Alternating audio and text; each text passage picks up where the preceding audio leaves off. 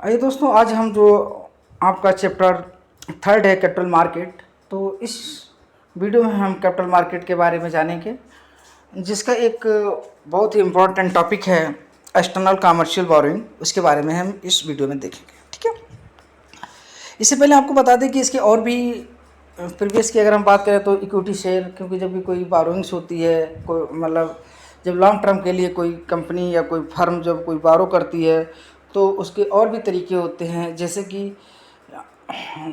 कि आपका equity share हो गया। इक्विटी शेयर में पैसा लगा देती है कंपनी, तो उससे जो कंपनी को पैसा मिल जाता है और इन्वेस्टर उसमें पैसा अपने लगा देते हैं, पैसा लगाते हैं। इसी तरह से एक प्रेफरेंस शेयर होता है।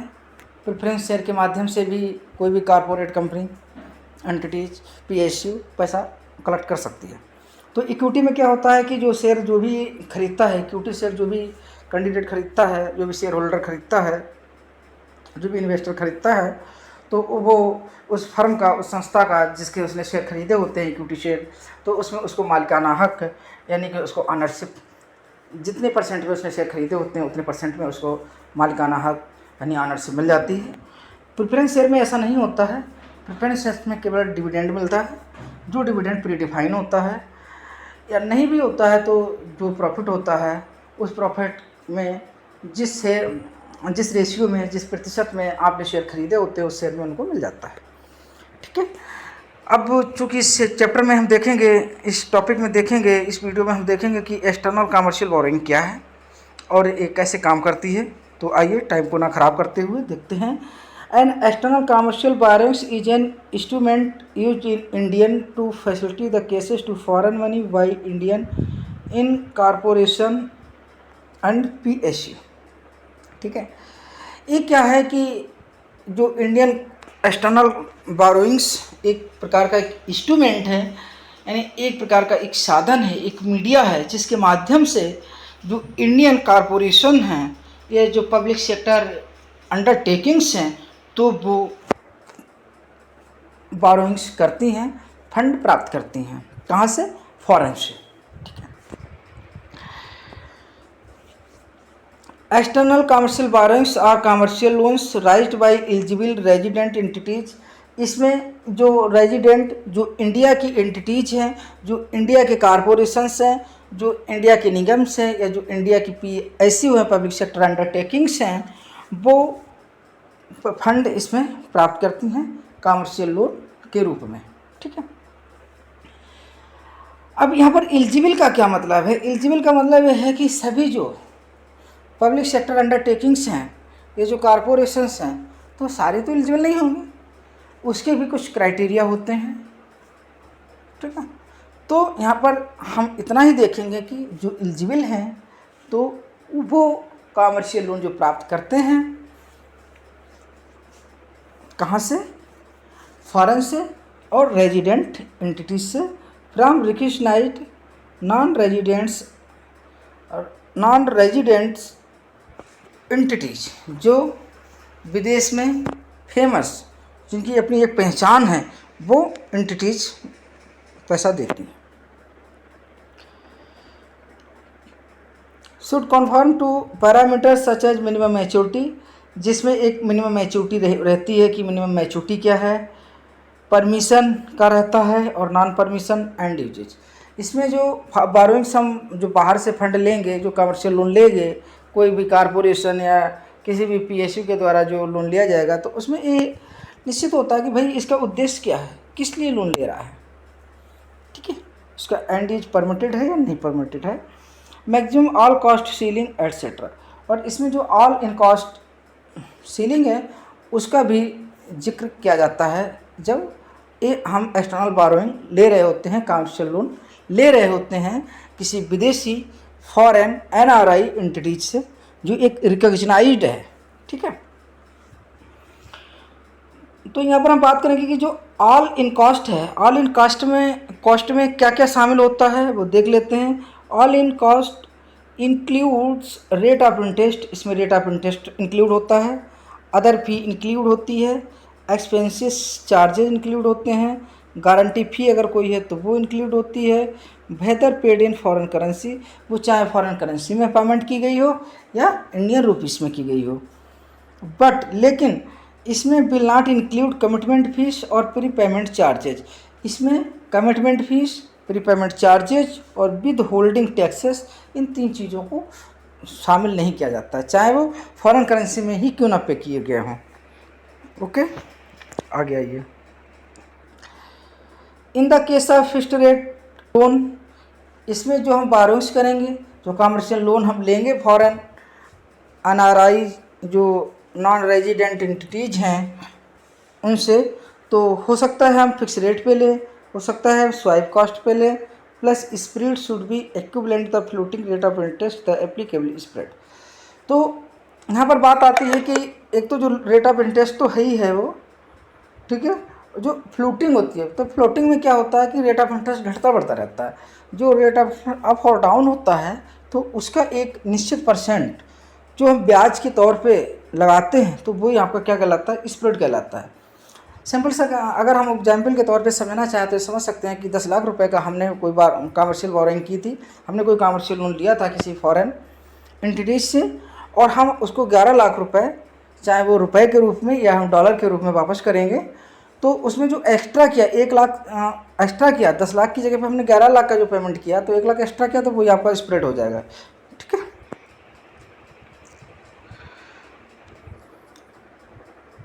The parameters apply on the totality and not on the stand loan basis.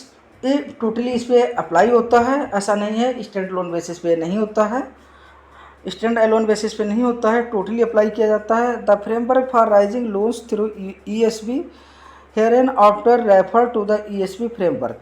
तो जो ESB के माध्यम से जो लोन प्राप्त किए जाते हैं, जो लोन लिए जाते हैं, तो उनको आगे चल कर के क्या नाम दे दिया गया, ESB फ्रेमवर्क। इसको ESB फ्रेमवर्क दे दिया। एक्सटर्नल कमर्शियल बोरोइंग्स को जो नया नाम दिया तो उसको फ्रेमवर्क के रूप में चेंज कर दिया, और इसको उन्होंने कहा कि ये एक्सटर्नल कमर्शियल फ्रेमवर्क है, बोरोइंग फ्रेमवर्क है। ठीक है, तो जो फ्रेमवर्क है जो कंप्राइजेज द फॉलोइंग 3 ट्रैक्स, तो ये पूरे फ्रेमवर्क को इन्होंने 3 भागों में डिवाइड किया है। ठीक है, यानी हम सिंपल से इसमें कह सकते हैं कि जो ESB फ्रेमवर्क है इसके 3 भाग होते हैं, पहला, दूसरा और तीसरा। ठीक है, आइए देखते हैं पहला भाग इसका क्या है। अगर हम पहले भाग की बात करें तो इसमें पहला आ जाएगा आपका medium term foreign currency denominated ESB with minimum average maturity of 3 to 5 years. इसमें क्या होता है कि फॉरेन करेंसी को पहली बात तो दर्शाता है, दूसरी चीज़ है मीडियम टर्म, मतलब मीडियम टर्म के लिए लोन लिए जाते हैं जो 3 to 5 ईयर्स के लिए। ठीक, यानी इसमें क्या होता है, जो ट्रैक फर्स्ट होता है, तो ट्रैक फर्स्ट का सिंपल सा कहने का मतलब ये हो गया कि जो भी हम फॉरेन करेंसी में बारोइंग्स करते हैं, जो भी फंड लेते हैं, जो भी एज ए डेट हम लेते हैं, तो उसको 3 से 5 साल की उसकी मैच्योरिटी होती है, जो आपको 3 से 5 साल में वापस करना पड़ेगा। और जो फॉरेन करेंसी में लिया गया होता है मीडियम टर्म के लिए, तो वो आपका ट्रैक फर्स्ट में आता है। अगर हम ट्रैक सेकंड की बात करें तो ट्रैक सेकंड में क्या होता है कि इसमें लॉन्ग टर्म फॉरेन करेंसी में लोन लिया जाता है, लॉन्ग टर्म में बोरोइंग की जाती है, और इसका जो मिनिमम मैच्योरिटी पीरियड होता है वो 10 ईयर का होता है। कितना होता है, 10 ईयर्स का होता है। ओके, थर्ड आपका होता है ये इंडियन रुपीस में बोरोइंग की जाती है, और इसका जो मिनिमम टेन्योर होता है वो 3 से 5 साल होता है, यानी जो फर्स्ट वाला होता है। आइए एक बार फिर से हम इसको रिपीट करते हैं कि जो पूरा जो आपका ECB फ्रेमवर्क है, ECB फ्रेमवर्क को 3 भागों में डिवाइड किया गया, जिनको ट्रैक का नाम दिया गया। Track first, track second, track third. Track first में क्या है कि ये फॉरेन करेंसी में होगा, FC में होगा, और इसकी जो मैच्योरिटी होगी वो 3 to 5 ईयर होगी। दूसरा आपका है ट्रैक सेकंड। ट्रैक सेकंड में क्या होगा, फॉरेन करेंसी होगी, और जो मैच्योरिटी इसकी जो एवरेज मैच्योरिटी होगी वो 10 ईयर होगी। जो आपका ट्रैक थर्ड होगा, और ट्रैक थर्ड में INR में काम होगा, और इसकी जो मैच्योरिटी होगी ये ट्रैक फर्स्ट वाली 3 to 5 ईयर होगी। ठीक है, आई थिंक आप लोगों को समझ में आया होगा। आइए आगे चलते हैं कि जो ट्रैक जो ESB है, जो एक्सटर्नल कमर्शियल बोरोइंग्स है, एक किन किन फार्मों में रेजिडेंट एंटिटीज के लिए लोन के लिए परमिट करती है। ESB framework enable to permit resident entities to borrow from recognised non resident entities the following form, कि जो ESB फ्रेमवर्क है, ESB फ्रेमवर्क है, जो ESB फ्रेमवर्क है वो रेजिडेंट एंटिटीज को परमिट करता है बोरोइंग के लिए, कहाँ से, जो रिकॉग्नाइज्ड नॉन रेजिडेंट्स एंटिटीज है निम्न फॉलोइंग फार्मों के रूप में। ठीक है, इसमें लोन्स इंक्लूडिंग बैंक लोन आ जाएंगे, सिक्योरिटाइजेशन इंस्ट्रूमेंट आ जाएंगे। इसमें सिक्योरिटाइजेशन इंस्ट्रूमेंट अर्थात floating rate note and fixed rate, non convertible, optionally convertible and partially convertible shares, debentures इत्यादि इसमें आ जाएंगे। सिंपल सा कहने का है, पहले में लोन आ जाएगा, दूसरे में जो भी शेयर वगैरह होंगे वो आ जाएंगे।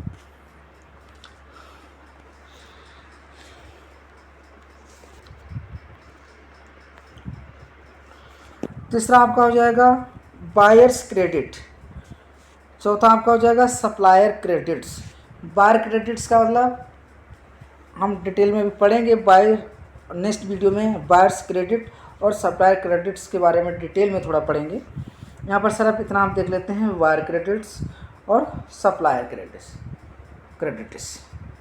क्रेडिट यानी बायर का क्रेडिट और सप्लायर का credit. Foreign currency convertible bond, ये फॉरेन करेंसी कन्वर्टिबल बॉन्ड के रूप में भी फंड देता है और फाइनेंशियल लीज के रूप में भी फंड देता है। कौन, ECB। और foreign currency exchange bond, foreign currency exchangeable bonds, यानी कुल ये 7 तरह से ESB फ्रेमवर्क है, वो 7 रूपों में इंडियन एंटिटीज को लोन देती हैं। ठीक है, ECB फ्रेमवर्क है वो 7 रूपों में, 7 टाइप्स में, 7 फॉर्म में इंडियन एंटिटीज को लोन देती हैं। Loan including bank loan, bank को जो लोन दिया जाता है, या जो ऑप्शनली कन्वर्टाइल बॉन्ड होते हैं, या पार्शली कन्वर्टिबल बॉन्ड होते हैं, या डिबेंचर्स होते हैं, वो हो गया। बायर्स क्रेडिट हो गया, सप्लायर क्रेडिट हो गया, और फॉरेन करेंसी कन्वर्टिबल बॉन्ड्स हो गया, जिसको हम FCC भी कहते हैं। क्या कहते हैं? FCC, foreign currency convertible bonds. और छठा आपका हो गया फाइनेंशियल लीज और फॉरेन करेंसी एक्सचेंजेबल बॉन्ड्स यानी FCEB। ठीक है, आइए देखते हैं कि ये जो 7 फार्मों में जो लोन हमको प्रोवाइड होता है, इंडियन एंटिटीज को प्रोवाइड होता है, उसका तरीका क्या है, उसका रास्ता क्या है, कैसे हम लेंगे। ऐसा तो नहीं है कि हमने अपने बैंक में बैठ करके फ़ोन कर दिया फॉरेन NRI को, भैया पैसा भेज दो यहाँ पे, तो भेज देगी ना? नहीं भेजेगी। ठीक है, तो उसका एक तरीका है, नियम है जो हमको फॉलो करना पड़ता है। ठीक है, आइए उसके बारे में थोड़ा हम जानेंगे। इसमें under the ECB framework, ECB can be right either under the automatic route, under the approval route. जो ECB फ्रेमवर्क है उसके पास 2 रास्ते होते हैं। उसके पास कितने रास्ते होते हैं? 2 रास्ते होते हैं। एक रास्ता होता है ऑटोमेटिक रास्ता होता है। ठीक है, ऑटोमेटिक रास्ते का मतलब है कि जो पहले से ही प्रीडिफाइन है। ठीक है, दूसरा आपका हो गया अप्रूवल। ठीक है, यानी यहाँ पर 2 रूट हैं जिनके माध्यम से आप फॉरेन जो NRI है उन एंटिटीज से आप लोन ले सकते हैं। उसके 2 रास्ते हैं, एक ऑटोमेटिक, दूसरा अप्रूवल वाला। तो ऑटोमेटिक में तो ऑटोमेटिक है। ठीक है, फॉरेन एंटिटी से कांटेक्ट किया जाएगा और आ जाएगा। यानी सिंपल सा कहने का मतलब है ऑटोमेटिक में हमें RBI से अप्रूवल लेने की ज़रूरत नहीं है, लेकिन अप्रूवल वाले में हमें RBI से अप्रूवल लेने की ज़रूरत है। ठीक है, बस यही सब कुछ है इसमें। फिर भी थोड़ा सा देखते हैं इसमें। Under the ECB framework, ECB can be right either and under the automatic root और अंडर द अप्रूवल रूट। कि ECB जो फंड को राइज करती है, इसको राइज किया जा सकता है या तो ऑटोमेटिक या अप्रूवल रूप से। For the automatic root the case is the examine by the authorise dealers category first, अर्थात ईडी कैटेगरी फर्स्ट बैंक्स। इसमें जो ईडी कैटेगरी है, अथराइज डीलर फर्स्ट कैटेगरी के जो है, तो वो उनसे, या जो कह सकते हैं बैंक्स जो होती हैं, वो इस चीज़ को अथराइज करती हैं। Under the approval route the prospective borrowers are required to send their request the RBI through their ED for examination. जो अप्रूवल रूट होता है, इसमें क्या होता है कि जो बारोवर्स होते हैं, मतलब जो बारोवर्स एंटिटीज होती है इंडिया की, कारपोरेशन या कोई पीएसयू, तो वो क्या करेगी, अपनी एक रिक्वेस्ट आरबीआई को भेजेगी। वो बोलेगी कि हमको 500 करोड़ का या जो भी अमाउंट हमें ये फॉरेन एंटिटी से प्राप्त करना है, इसके लिए आप मुझे अप्रूवल दें। और ये डायरेक्ट नहीं भेजेगी, जो आरबीआई ने जिसको अथराइज्ड कर रखा है, यानी अथराइज्ड डीलर के माध्यम से। ठीक है। Similarly, there are some difference in the form of amount of borrowings, eligibility, borrowing, permissible and due। और इन दोनों रूटों में इनका भी डिफरेंसेस कुछ हैं, जैसे कि आपका परमिसिबल एंड ड्यूज क्या है, बारोंग्स क्या है, एलिजिबिलिटी बारोवर्स की क्या है, अंडर द टू रूट्स, इन दोनों रूटों में। while the first 6 form of borrowings mention 3-4 इतने can be right under the automatic and approved route, FCCB can be only the under approved। कहने का मतलब है कि जो ईसीबी ने यहाँ पर हमको जो 6, 7, 8 जो दिए थे, यहाँ पे 8 तो नहीं है, 7 ही हैं, 1, 2, 3, 4, 5, 6, 7। तो इसमें जो फर्स्ट के जो 6 हैं, ये इतने हैं: loan, securitisation instrument, buyers credit, suppliers credit, foreign currency और फॉरेन लीज। तो ये जो चीज़ हैं, ये ऑटोमेटिक रूट से आएंगी, ऑटोमेटिक रूट से। और जो लास्ट वाला है, foreign currency exchangeable bond, foreign currency exchangeable bonds, ये क्या होता है, ऑटोमेटिक रूट से नहीं, ये आपका आएगा अप्रूवल रूट से। दैट मीन्स कि अगर कोई भी इंडियन कारपोरेशन या इंडियन पब्लिक सेक्टर अंडरटेकिंग अगर ये चाहती है कि हम एफसीईबी को ख़रीदें, एफसीईबी को परचेज करें, तो वो पहले आरबीआई को अपने ईडी के माध्यम से, जो अथराइज डीलर्स है उसके माध्यम से रिक्वेस्ट भेजेगा, वहाँ से अप्रूवल लेगा, उसके बाद में इसको करेंगे। ठीक है, आई थिंक ये भी समझ में आप लोगों के आ गया होगा। अब आइए थोड़ा आगे चलते हैं। पैरामीटर फॉर ईसीबी, ईसीबी के लिए पैरामीटर क्या है ट्रैक फर्स्ट के अकॉर्डिंग, ट्रैक फर्स्ट में उसकी हम थोड़ी सी इसमें जानकारी लेंगे डिटेल में।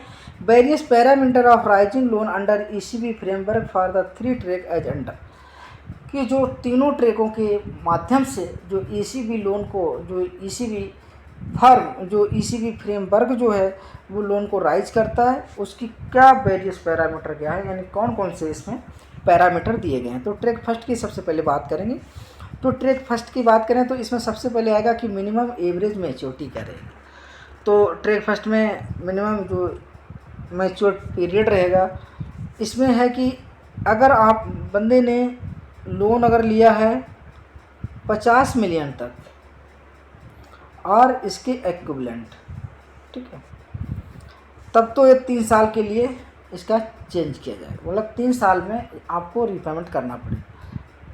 ठीक है, अगर 50 मिलियन से एबव है या इसके इक्विवेलेंट है तो 5 साल के लिए। ठीक है, आई थिंक आप ये समझ गए होंगे कि इसमें जो ट्रैक फर्स्ट के अंतर्गत जो मिनिमम एवरेज मैच्योरिटी पीरियड है 3 साल उनके लिए है जो 50 मिलियन तक का ट्रांजैक्शन करते हैं, या 50 मिलियन तक की बारोइंग करेंगे, या 50 मिलियन तक कमर्शियल लोन का अरेंजमेंट करेंगे। और अगर 50 मिलियन से ज़्यादा का है तो वो 5 साल के लिए इसके। इसमें एलिजिबल बारोवर्स कौन कौन से हैं, यानी इसमें कौन कौन लोन ले सकता है, वो कोई भी कंपनी ले सकती है in manufacturing and software development sector, यानी सॉफ्टवेयर मैन्युफैक्चरिंग या सॉफ्टवेयर डेवलपमेंट की कोई भी कंपनी इसके अंतर्गत पैसे ले सकती है। शिपिंग एंड एयरलाइंस कंपनी, कोई भी शिपिंग या एयरलाइंस कंपनी भी फंड को ले सकती है ट्रैक फर्स्ट के अंतर्गत। और SIDBI, इसमें जो SIDBI होती है, small industry development bank of India, small industry development bank of India, जिसका हेडक्वार्टर लखनऊ उत्तर प्रदेश में है। कहाँ पे है? लखनऊ उत्तर प्रदेश में है। वो भी लोन ECB के माध्यम से ले सकती है। Unit in special economic zone, कि जो स्पेशल इकोनॉमिक जोन की कोई यूनिट है, कोई फर्म है, कोई कंपनी है, कोई कारपोरेशन है, कोई PSU है, जो स्पेशल इकोनॉमिक जोन में इस्टेब्लिश है, तो वो भी इसमें लोन ले सकती है। एक्सपोर्ट इंपोर्ट बैंक, जिसे EXIM बैंक कहते हैं, ये EXIM बैंक भी इसमें लोन ले सकती है। लेकिन EXIM बैंक के लिए यहाँ पर एक कंडीशन लगा दी गई है कि अंडर द अप्रूवल रूट, ये केवल अप्रूवल रूट के माध्यम से पैसा ले सकती है EXIM बैंक। आगे है कि ये तो हो गया एलिजिबल बारोवर। आगे है रिकग्नाइज्ड लेंडर्स या इन्वेस्टर, इसमें कौन आएंगे? जैसे इंटरनेशनल बैंक्स हो गई, इंटरनेशनल कैपिटल मार्केट्स हो गई, मल्टीलेटरल फाइनेंशियल इंस्टीट्यूशंस हो गई, मल्टीलेटरल फाइनेंशियल इंस्टीट्यूशंस हो गई, जैसे कि IFC इंटरनेशनल फॉरेन IFC हो गई, ADB हो गई, एशियन डेवलपमेंट बैंक,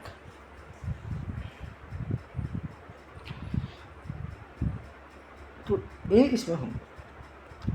चौथा होगा आपका एक्सपोर्ट क्रेडिट एजेंसी, कि कोई भी एक्सपोर्ट क्रेडिट एजेंसी है फॉरेन में, तो वो आपको लोन दे सकती है। सप्लायर्स ऑफ इक्विपमेंट, कि जो इक्विपमेंट का सप्लायर है वो भी आपको लोन प्रोवाइड करवा सकता है, जिसको सप्लायर्स क्रेडिट कहते हैं। ठीक है। फॉरेन इक्विटी होल्डर, कोई इक्विटी होल्डर है वो भी लोन दे सकता है। Overseas long term investors such as prudential regulated financial entities, pension fund, insurance company, sovereign wealth fund, ये इसमें एलिजिबल होते हैं। Financial institution located in international financial service centre in India, इसके लिए जो फाइनेंशियल इंस्टीट्यूशंस होती हैं, इन्होंने क्या किया कि international financial service centre India में ओपन कर रखे, कि अगर फॉरेन से कोई करेंसी लेनी, कोई फंड लेना है, कोई बारोइंग करनी है, तो इन्होंने अपने सर्विस सेंटर बना रखे हैं। Overseas branches subsidies of Indian banks, they can be lenders only their participation under the track is subject to the prudential norm issued by the department of banking regulation RBI, यानी RBI के द्वारा जो norm, जो guideline बनाई गई हैं, तो उनके माध्यम से ये वहाँ से लोन प्राप्त कर सकते हैं। All in cost, all in cost का मतलब है कि जैसा कि हमने अभी देखा था पहले कि ऑल इन कॉस्ट क्या है, फिर भी यहाँ पर देख लेते हैं कि the all in cost ceiling is prescribed through spread over the benchmark under, कि ऑल इन कॉस्ट की जो सीलिंग है इसका क्या प्रिस्क्राइब किया गया है उसको देख लेते हैं। For ECB with minimum average maturity period 3 to 5 years, कि इसका जो ECB minimum average maturity period है वो 3 to 5 year है, जो 300 बेसिस पॉइंट पर एनम और ओवर 6 मंथ के लिए, 6 month LIBOR London inter bank offered rate, इसमें जो 3 बेसिस पॉइंट का मतलब हुआ 3%, यानी 100 बेसिस में 1% होता है। 3 बेसिस पॉइंट ओवर 6 मंथ, यानी 6 मंथ से ज़्यादा पर एनम क्या है, लिबोर पे London inter bank offered rate का जो 3% पर इसका ले सकते हैं, या फिर applicable benchmark for the respective currency, या फिर जो भी रिस्पेक्टिव करेंसी है उसका जो बेंचमार्क है उस पर आप ले सकते हैं।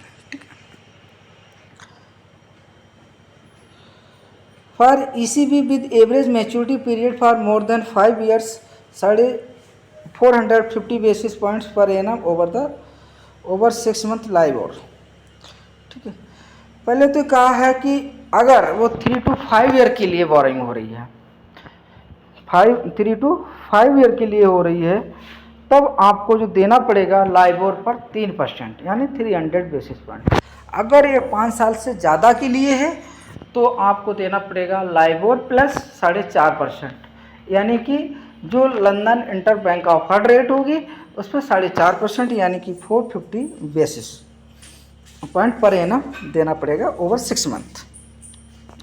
या फिर applicable benchmark for the due respect the respective currency, या फिर जो भी रिस्पेक्टिव करेंसी का रेट चल रहा होगा।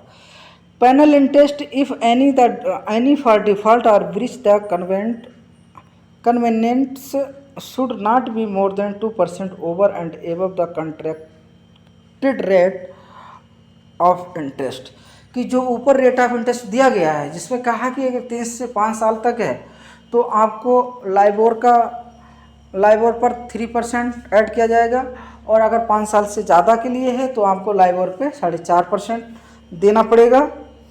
और अगर ये जो एग्रीमेंट हुए हैं, जो कॉन्ट्रैक्ट हुए, उसमें अगर कोई डिफ़ॉल्ट पाया जाता है तो उस केस में क्या होगा कि आपको 2% की पेनल्टी भी देनी पड़ेगी, लेकिन इससे ज़्यादा नहीं देनी पड़ेगी। ठीक है, आइए अब आगे इसका लास्ट जो देख लेते हैं टॉपिक हम, एंड एज पार्टिसिपेशन। कि एंड एज पार्टिसिपेशन क्या है? ECB proceed can be utilised for capital expenditure in the form of, जो नीचे दिया गया है। ECB ये इंश्योर करती है कि ये जो कैपिटल एक्सपेंडिचर किन किन फार्मों में किया है जैसे कि import of capital goods including payments toward import service, technical now how to license fee provided the same, local sourcing capital goods, new project, modernization, expansion existing unit, oversee direct investment to join, और acquisition shares of public sectors. Thank you दोस्तों, अगर हमारा video अच्छा लगा please like comment share अवश्य करें।